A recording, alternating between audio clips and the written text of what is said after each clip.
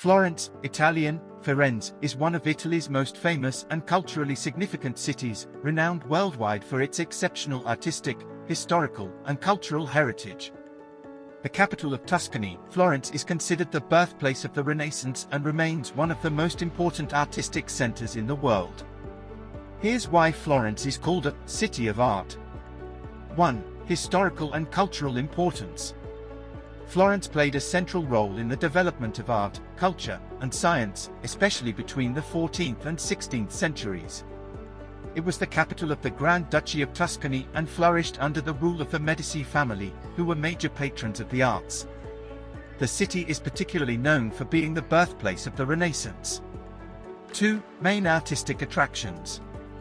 Uffizi Gallery, one of the most important art museums in the world, the Uffizi houses an incredible collection of